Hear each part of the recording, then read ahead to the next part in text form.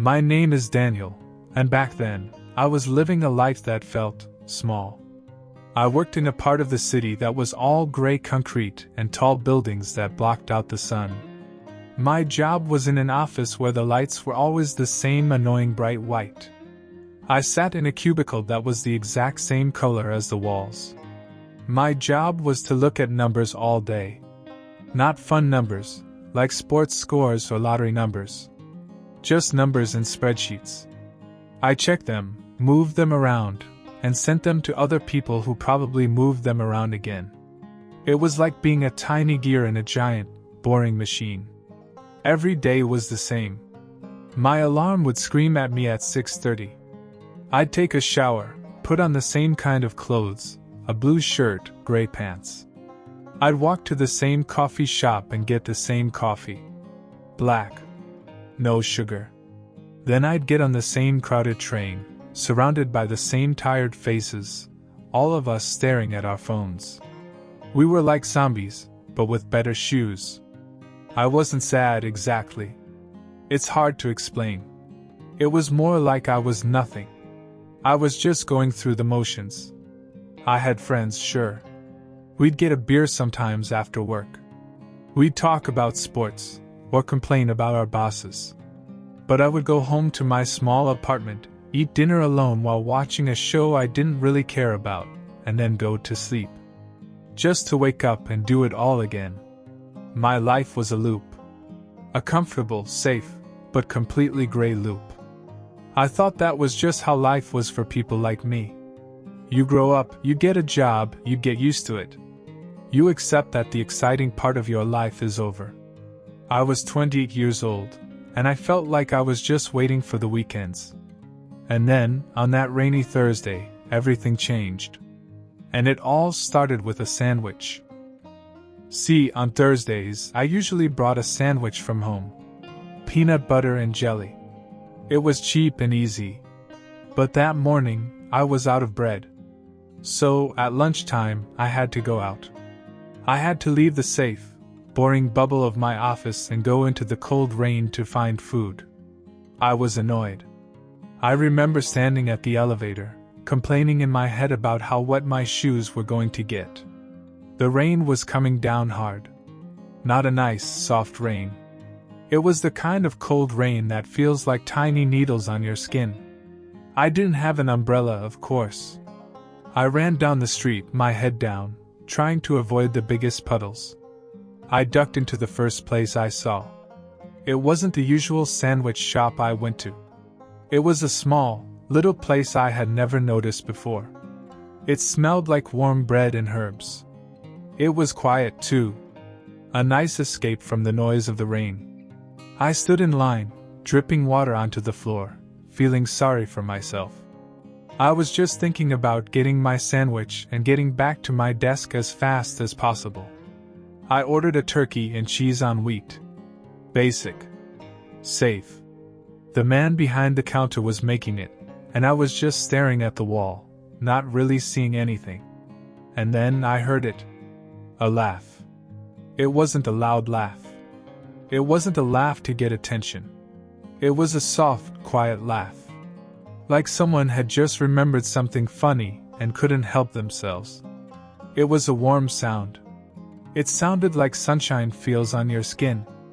I don't know why, but I looked up. And that's when I saw her. She was standing near the counter, waiting for her order, too. She was holding a big, colorful umbrella that was still dripping.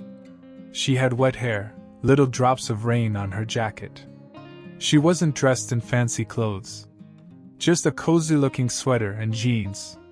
But she was looking out the window at the rain. And she was smiling. Not a big fake smile. A real, genuine smile. Like the rain was the most beautiful thing she had ever seen. I couldn't stop looking at her. In a city full of people running from the rain, hiding from it, complaining about it, she was just enjoying it. She saw the gray, wet world, and she smiled. It was like someone had suddenly turned on the lights in a dark room. My gray world suddenly had color. Just one color. The color of her smile. I forgot about my sandwich. I forgot about my wet shoes. I forgot about my boring job and my boring life. All I could see was her. Then, as if she felt me staring, she turned her head. Her eyes met mine. My heart stopped. I'm not joking. It literally felt like it just stopped beating for a second. I was caught. I was staring like a complete weirdo. My face went bright red. I felt like a little kid who got caught with his hand in the cookie jar. I quickly looked away, my face burning. I stared at the floor, at the little puddle of water from my shoes. I wanted to disappear. "Number 47, the man behind the counter yelled.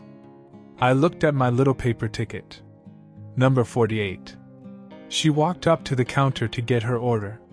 She had to walk right past me. As she did, she paused for just a second. I looked up, ready to apologize for being a creep. But she wasn't looking at me with an angry face. She was still smiling. A little bit smaller, a little bit shy. But it was still there. "It's a beautiful day, isn't it?" she said. Her voice was as soft and warm as her laugh. I was so surprised, I just blurted out the first thing that came into my head. "It's raining." She laughed again, that same beautiful sound. "I know," she said. "That's what makes it beautiful. This city is getting a bath." And then she walked out the door, opened her big, colorful umbrella, and disappeared into the gray rain. Number 48. I got my sandwich. I walked back to the office. But I didn't see the gray buildings or the wet streets. I didn't feel the rain. All I could see was her face. All I could hear was her voice saying, "This city is getting a bath." For the rest of that day, I couldn't concentrate on my numbers. I kept staring at my computer screen, but I wasn't seeing spreadsheets. I was seeing her smile. I was a mess. A happy mess. For the first time in years, I felt something. It was a strange feeling, a mix of excitement and panic. Who was she? Would I ever see her again? The next day, I went back to that sandwich shop for lunch. I didn't even need a sandwich. I wasn't hungry. But I had to go. I had to see if she would be there. I waited in line, my heart pounding. I got my sandwich. I sat at a small table by the window. I ate as slowly as possible. I pretended to be interested in my phone. But she wasn't there. I went back the next day. And the next. For a whole week, I went to that sandwich shop every single day. I ate so many turkey and cheese sandwiches I started to feel like one. My coworkers thought I was crazy. "Since when do you like that place, Daniel?" they'd ask. I'd just shrug and say I needed a change of scenery. But she was never there. My hopes started to fade. I started to think I had imagined the whole thing. Maybe she was just a daydream my bored mind had created. A beautiful, smiling ghost. I was about to give up. On Friday, a week after I first saw her, I decided it would be my last try. I got my sandwich, sat in my usual spot by the window, and watched the door. The rain had finally stopped. The city was bright and clean, just like she had said it would be. The door opened and closed. People came and went. But not her. I finished my sandwich. I finished my soda. I had no more excuses to stay. I stood up, feeling a little stupid.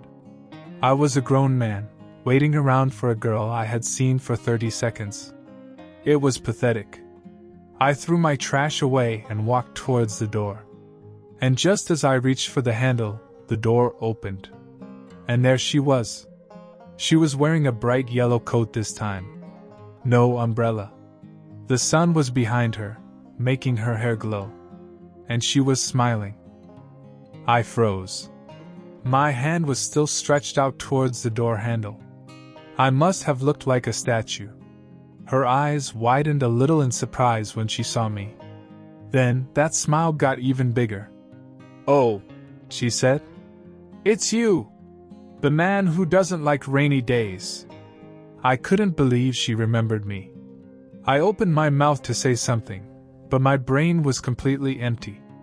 All my clever thoughts had run away and hidden. All I could manage was a very intelligent, hi. She laughed. That laugh.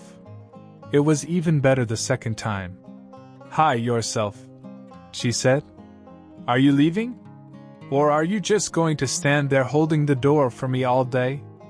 I realized I was still blocking the doorway. Sorry, I said, jumping out of the way. Yes. I was leaving. I'm leaving. But I can stay. I was making no sense. I wanted to hit myself on the head. But she didn't look annoyed. She looked amused. Well, I was just coming in to get some lunch. But if you're staying. She left the question hanging in the air. It took my brain a second to understand what she was asking. She was asking me to stay. With her. Yes, I said, a little too loudly. Sure. I could eat another sandwich. I had just finished one. My stomach was already full. But I didn't care. I would have eaten 100 sandwiches. And that was it. We got our food. She got a salad, which was much smarter than another sandwich, and we sat down at the same small table by the window. Her name was Lily. And for the next hour, the world outside that window disappeared. It was just us. Talking to Lily was the easiest thing I had ever done. It was nothing like the awkward conversations I had on dates set up by friends, where you have to ask boring questions like, "So, what do you do?" We just talked. We talked about the rain, and how she loved the way it made the city smell. She was an artist, she told me. She painted pictures of city scenes. Not the famous landmarks, but the small things. A fire escape with a flower pot on it. An old man feeding pigeons. A puddle reflecting a neon sign. She found beauty in the things everyone else walked right past. I told her about my boring job with the numbers. I made jokes about my gray cubicle and my gray life. But when she laughed at my jokes, they actually felt funny. She didn't make me feel boring. She made me feel interesting. Time just vanished. 1 minute we were talking about her paintings, the next we were arguing about the best kind of pizza topping. She was wrong. Pineapple is a crime. I told her about the time I tried to build a bookshelf, and it ended up looking like modern art. She told me about the time she got locked in a museum bathroom. It was the best hour of my life. When we finally had to leave, we stood outside the sandwich shop. The sun was setting, painting the sky in shades of orange and pink. The city looked beautiful. She looked beautiful. I had a really nice time, Daniel, she said. Me too, I said. The best time. She smiled. That smile. And then she did something that surprised me. She took a little sketchbook out of her bag. She ripped out a page, scribbled something on it, and handed it to me. Here, she said. In case you want to talk about the weather again sometime. I looked at the paper. It was a phone number. And next to it, a tiny, perfect little drawing of a smiling sun wearing sunglasses. Then she turned and walked away, her yellow coat bright against the darkening street. I stood there for I don't know how long, holding that piece of paper like it was the most precious thing in the world. For the first time in years, I wasn't thinking about Monday. I wasn't thinking about my boring routine. I was thinking about the future. I was thinking about her. One smile. That's all it was. One smile from a stranger in a sandwich shop on a rainy Thursday. And it changed everything. The next few weeks were a whirlwind. A beautiful, colorful, wonderful whirlwind. We started seeing each other all the time. Lunch at the sandwich shop became our thing. Then we started having dinner. Then we spent the weekends together. My gray apartment suddenly had color. She brought over one of her paintings, a small one of a rainy city street at night, with all the lights reflecting on the wet ground, and hung it on my wall. It was the first piece of art I had ever owned. It wasn't just decoration. It was a piece of her. With Lily, the world was different. We would walk through the city, and she would point out things I had never seen before. "Look at that door, Daniel. The paint is peeling in such a beautiful way." Or, "See that crack in the sidewalk? A little plant is fighting its way through. That's hope right there." She taught me to look up from my phone and see the world. She took me to little galleries and weird museums. She introduced me to music I had never heard and movies I would never have picked. My life, which had been a flat line on a monitor, suddenly became a crazy, beautiful wave. I fell in love with her. It wasn't a slow fall. It was like tripping over a rock. One minute I was standing, the next I was falling, and there was nothing I could do to stop it. And I didn't want to. I remember the exact moment I knew. We were at a park. It was a cold, clear night. We were lying on a blanket, looking up at the stars. There were a million of them. She was trying to point out constellations, but she kept mixing them up, giving them funny names. "That one," she said, pointing at a random cluster, "is the Great Pig. And that one next to it is his little brother, the Small Pig." I started laughing. Not a polite laugh, but a real, from-the-belly laugh.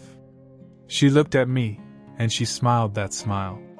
And in that moment, under those stars, with her smile lighting up the night, I knew. I was completely and utterly in love with Lily. I told her. I didn't plan it. The words just came out. "I love you, Lily." She didn't look surprised. She looked happy. She reached over and took my hand. "I know, Daniel," she said softly. "I love you too." That was the best night of my life. I was sure of it. I had found my person. The one who made the gray world colorful. The one who made a boring guy like me feel like a hero in his own story. We talked about everything. We talked about the future. We talked about traveling to Paris someday. We talked about getting a cat and naming it after a famous painter. We talked about everything and nothing, and it was all perfect. For a whole year, it was perfect. But life, I learned, doesn't like perfect. Life likes to shake things up. Life throws rain not to give the city a bath, but to wash away the color. It started small. Little things. We had our first real fight. It was about something stupid, I don't even remember what. Probably about where to go for dinner. But it wasn't the fight that was the problem. It was the silence that came after. Lily, who was always so full of light and laughter, got quiet. I asked her what was wrong, and she just said she was tired. I believed her. She was an artist, she worked late. It made sense.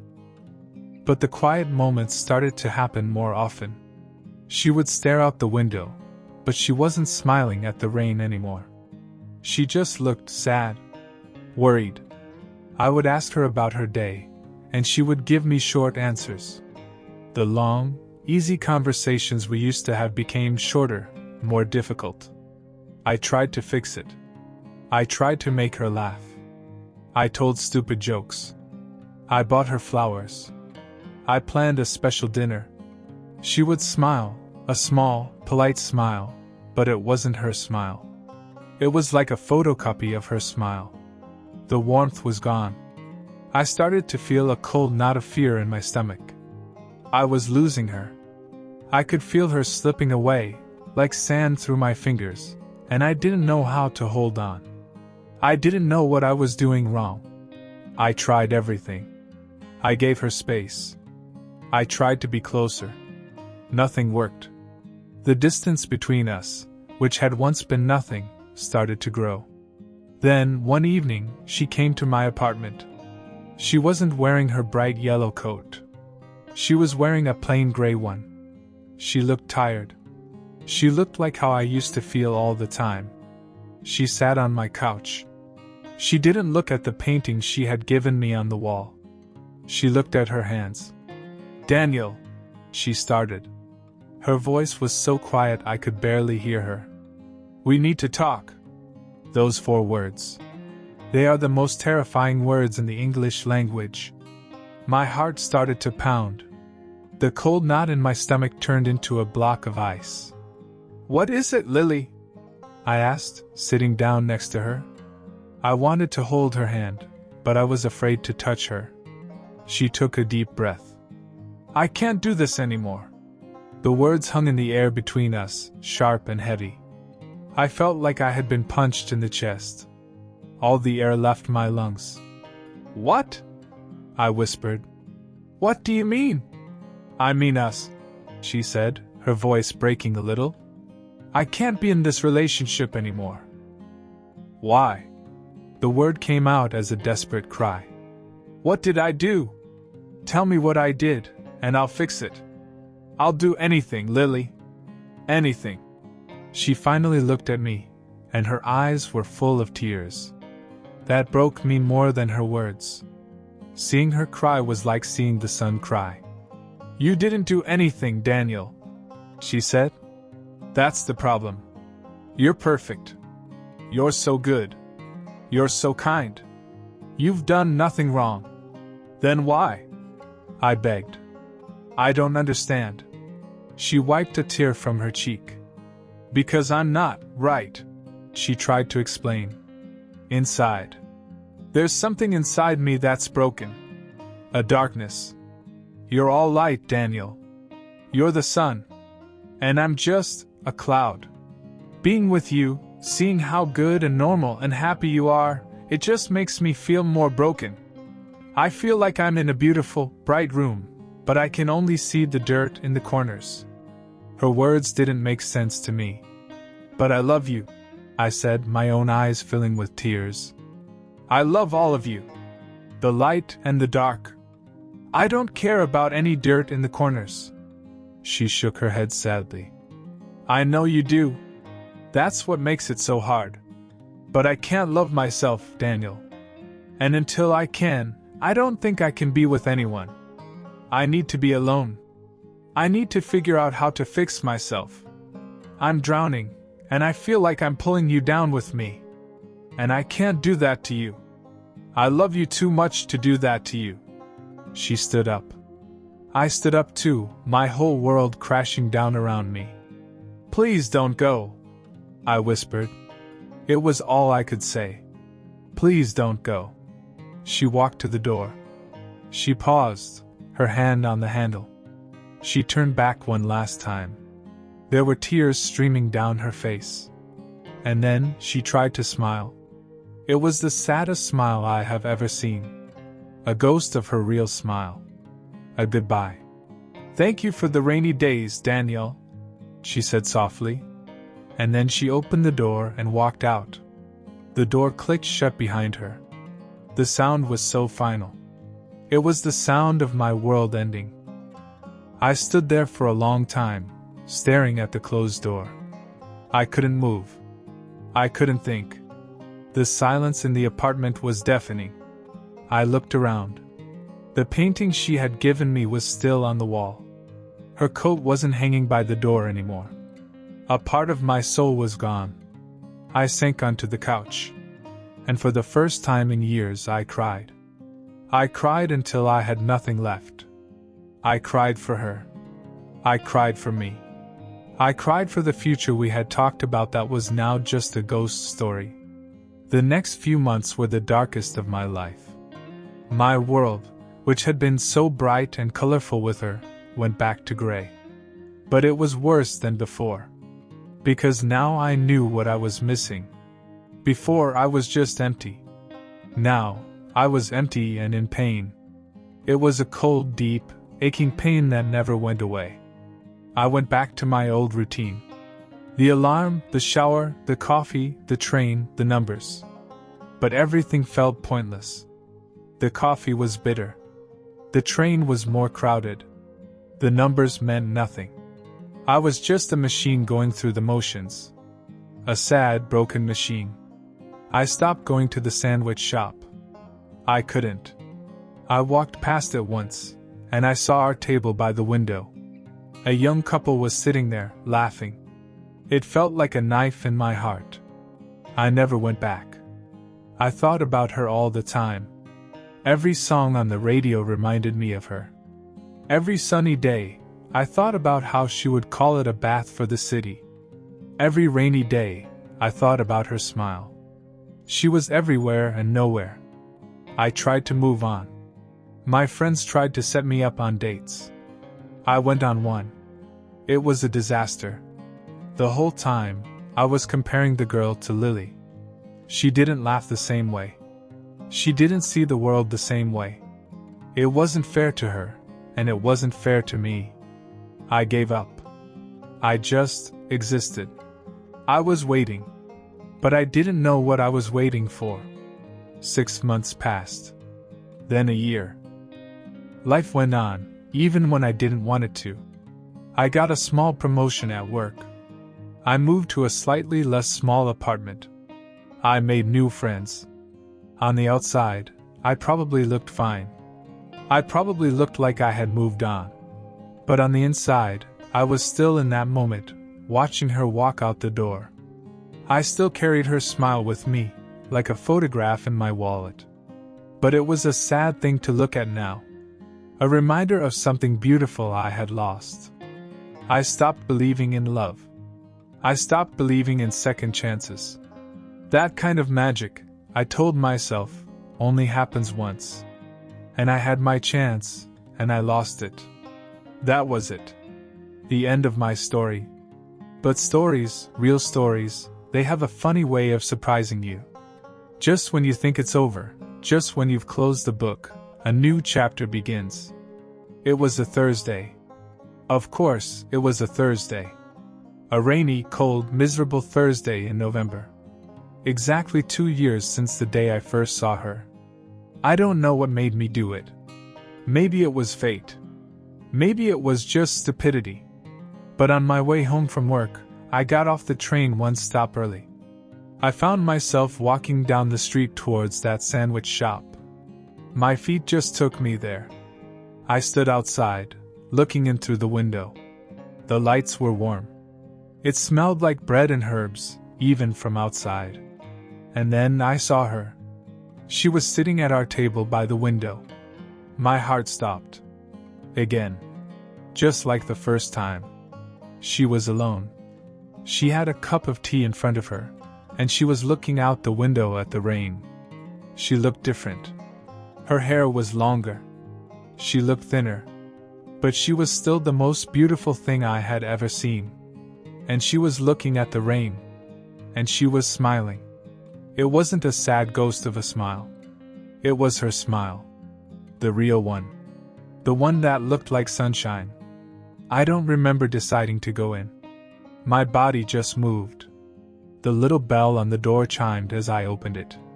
She looked up. Our eyes met. For a long moment, neither of us moved. The world outside the window, the rain, the noise, it all just stopped.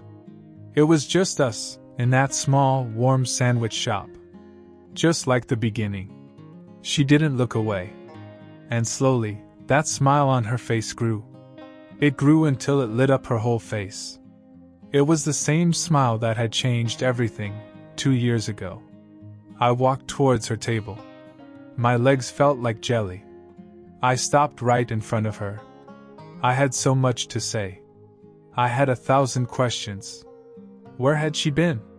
Was she okay? Did she ever think about me? Why was she here? But all of those words got stuck in my throat. All I could do was look at her. She spoke first. Her voice was soft, a little shaky, but it was her voice. The voice I had missed every single day for 2 years. "It's a beautiful day, isn't it?" she said. I felt a laugh, mixed with a sob, get stuck in my chest. I looked out the window at the cold, gray, pouring rain. Then I looked back at her. At her smile. "Yeah," I said, my voice rough. "The city is getting a bath." Her eyes filled with tears, but she was still smiling. The happiest, most beautiful, most real smile I had ever seen. I sat down across from her. I didn't ask if I could. I just sat. And for a moment, we just looked at each other, two people in the middle of their story, finally finding their way back to the same page. I took a deep breath. "Hi, Lily." "Hi, Daniel." One smile changed everything. And now, another smile was bringing me home.